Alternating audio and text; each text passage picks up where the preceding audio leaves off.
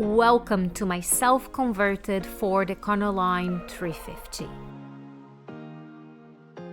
Let me introduce you to my pride and joy. You recognize her by the peace, love, and midwifery sticker on the back window. Because nothing screams adventure like a DIY van with a sticker that says, well, midwifery.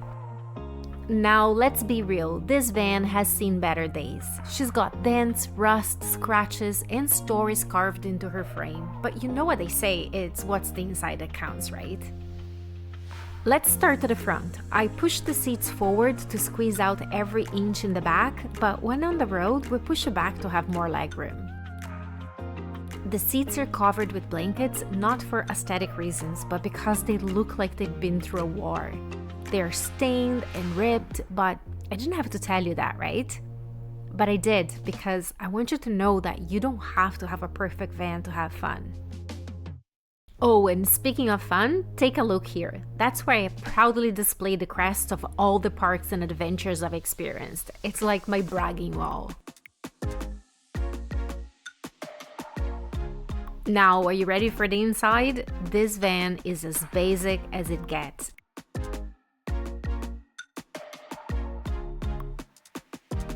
So we don't have a fancy step to get in. Instead, we just have a regular plastic stool for an extra boost. As soon as you hop in, you're greeted by our cutting-edge kitchen. I mean, who needs granite countertops when you can have repurposed wood, a plastic sink with a battery-operated tap that screams luxury?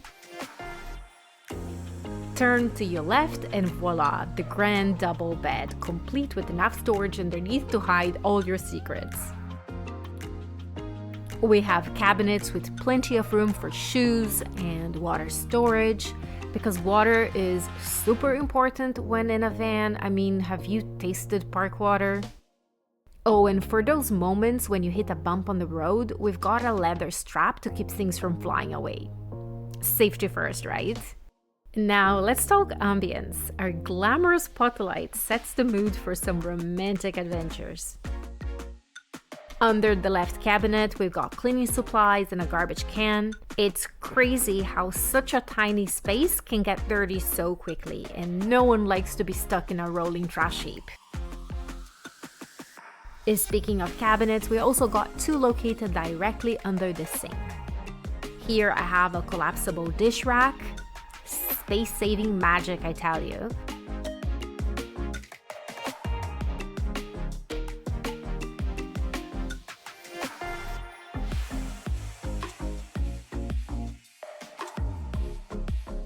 A portable stove for cooking inside the van on rainy days.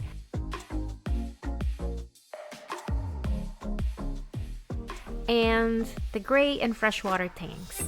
Here is a collapsible basin for washing dishes outside. The gray tank is connected to the sink by an RV drain pipe, and the freshwater tank is connected to the battery-operated pump by a food-grade tube. Now, behind those tanks, we've got a pop-up tent. I have set up that tent outside many times. Sometimes I'll put the toilet in it, or we just have a shower. That way we don't have to line up for comfort stations at campgrounds. And don't worry about stuff flying around when we're cruising, because the doors have locks on top and bottom. Around the sink, we've got a fancy backsplash to keep the curtains dry. When we're driving, it folds away behind the driver's seat. Also, behind the driver's seat, I have a collapsible basket. I know, how many times can I say the word collapsible in a video, but when you have very limited space in a van, anything collapsible is your best friend. And here is, you guessed it, a collapsible table that we use to eat inside if it's raining. With, you guessed it too, collapsible chairs. Everything gets tucked away behind the driver's seat. When we are on the move, I store the tap sideways. Usually I wrap a towel around it to eliminate any rattling, because there's nothing worse than driving for hours with a rattling noise in your van. I still need to add the finishes to the floor. I was thinking maybe of using a rope to kind of give like a rustic charm to the floor. Under the bed is where the real magic happens. All our storage is located under the bed. Here we have access to the food bin, our pantry, if you will, and right between the front seats, the fridge. It's a Rode 24 Yeti cooler that allegedly keeps ice for 3 days. Well, more like 2, but who's counting? Next year, we're upgrading to a 12-volt fridge powered by a power station, but let's not get ahead of ourselves. Beside the pantry, I have the clothes bin, also known as the closet. If you move the closet aside, there is a toilet with a marvelous invention called the Shiwi. Seriously, whoever invented this thing deserves an award. I just placed it in the container and voila, here you have it. Nature calls and you answer without leaving the van. No more trips into the bush dark at night for me. To keep things from turning into a chaotic circus during sudden stops, we've got a wooden dowel to make sure nothing moves.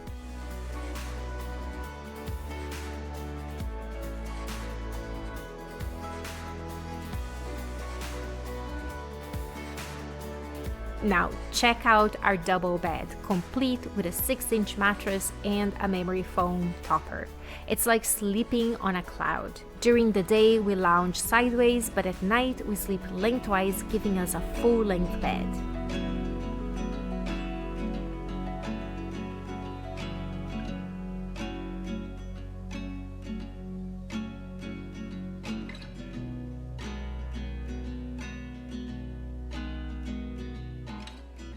For a touch of style, we've got cushions that make the van feel all cozy and inviting.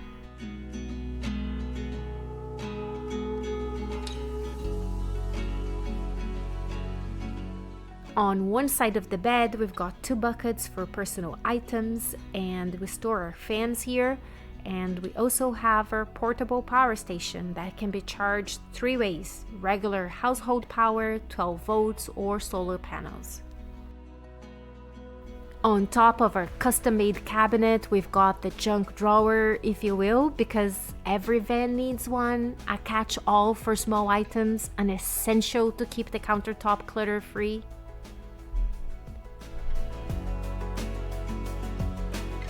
Then we've got 2 drawers for toiletries, complete with their own leather straps to prevent runaway drawers. Safety first, remember? Now let's talk curtains. We've got a see-through curtain for that Instagram-worthy aesthetic, essential for all your van life photos. But for keeping the bugs out, because we prefer our roommates to be of the human kind, we've got a practical mosquito net that's attached by magnets. Not pretty, but practical. And finally, our high-tech outdoor kitchen.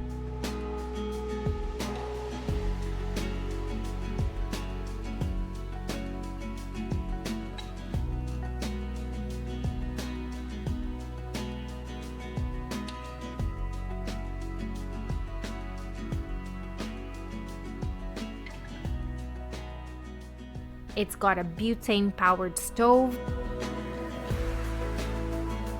and a built-in spice cabinet.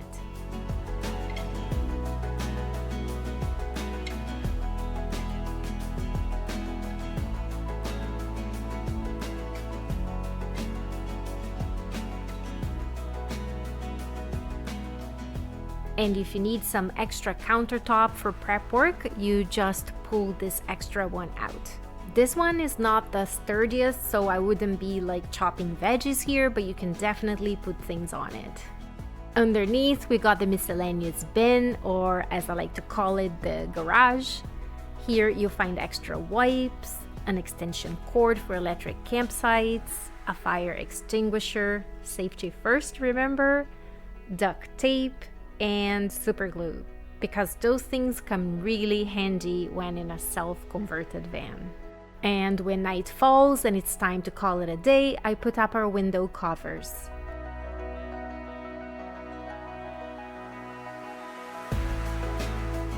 They are made of reflective in the middle with a black fabric on the outside and beige fabric facing in. So we've got privacy, temper control, and super stealth all at the same time. To separate the front cab from the rest of the van, we've got blackout curtains. All done, all ready for bed.